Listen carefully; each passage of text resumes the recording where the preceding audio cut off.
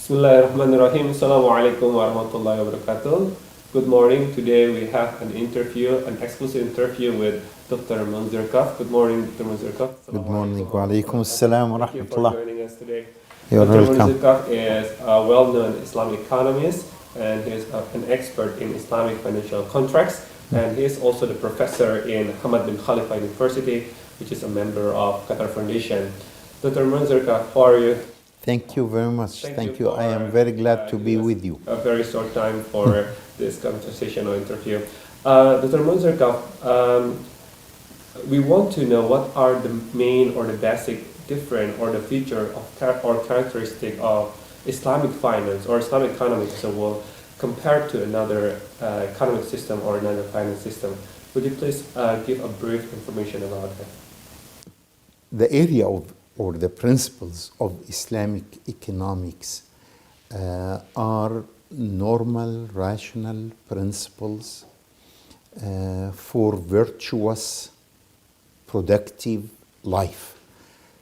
The point I want to emphasize in this regard is that there is nothing other than what is rational in Islamic economics, with a little bit of improvement of our normal rationale that we sometimes take it for granted where we have some fallacies. For instance, is it really in the overall macro interest of people in any country and in humanity at large to produce harmful goods? It's not. So all what the Islamic economics require don't produce harmful goods. If the goods are harmful, of what you call goods, they are not goods really, they are bads in a sense. In other words, all that Islamic economics in this regard says that you should not produce these harmful goods. And how do we say it? By not defining them as properties. They are not a thing that may be owned. So they will not be included in... They are not included in properties, in things that if you don't own it, you cannot buy it, you cannot sell it. It's not a property, it's a harmful thing. So is this a basic concept of mal in Islam? Or that's right. And this is for Islam or also in... Well, this comes from the basic concept of what is mal in Islam, which is not the same as in conventional economics, usually capitalist economics call it actually, or even socialist economics, because they both of them do not care about the value system of it. So the zakah makes that minimum a necessary obligation to be circulated from the rich to the poor. In other words, what we say, okay, you are free and you should exercise your complete economic freedom. The Shari'ah puts it in a way that is a lot stronger than what it is in the capitalist system, that people are fully authorized over their properties. They can do whatever they like, and no one, including the government, has any right to limit that authority. Yet at the same time, we say that the law itself, the Sharia itself, the Constitution itself, the Word of God itself institutionalizes that formal circulation, obligatory circulation of wealth from the rich to the poor, and establishes a right in the full sense to the poor in the wealth of the rich. Now, this you don't find in either capitalism or in socialism.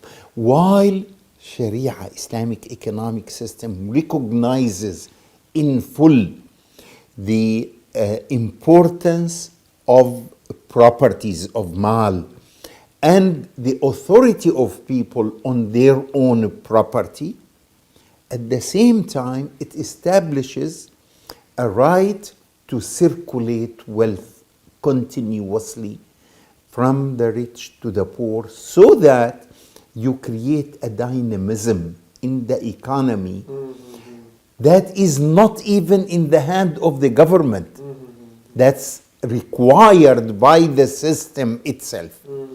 And I'd rather say it should be even outside the government. It should be obligatory, but in the hands of the NGOs, so that they reach the proper destination, not on authority basis, but rather on social knowledge basis.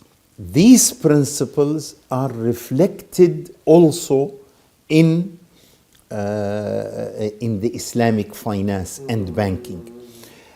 In Islamic finance and banking, one important thing is we always relate any financial transaction to the real market. In other words, we set it as a rule.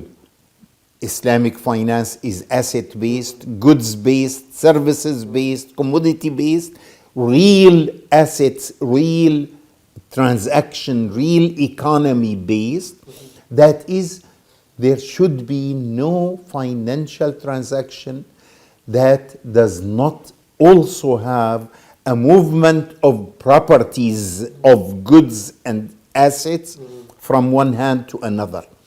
Now, by doing that, we are bringing back the financial transaction to be subservient of the real economy transaction, instead of being a source of revenue itself. The revenue comes from the assets, the real assets in the economy. Now, this is one. Another reflection of this principle is we don't accept all virtual assets. So options and futures and all these are not considered asset at all, and therefore you don't spend the resources in them.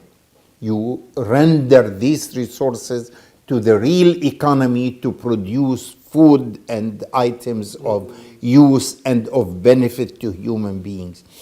The second point, which is also a reflection of the principles of Islamic economics in finance, is that we create the finance in a way that includes people and accommodate all kinds of people regardless of their faith or religion or location or whatever. It goes from microfinance to the macrofinance, financing governments and large corporations in the same, applying exactly the same principles. A third point, which also reflects the principles of Islamic economics, is that finance is not based on the basis of lending, because lending itself does not produce additional utility. Finance, especially now we come to the sources of funds in an Islamic bank, we depend on partners rather than depending on lenders. So the depositors in the Islamic banks are partners. They bear part of the risk, so the risk is diffused in the economy instead of being focused and centered in few hands. And again, also the legitimacy of a return, of having a return, is based on owning a real property.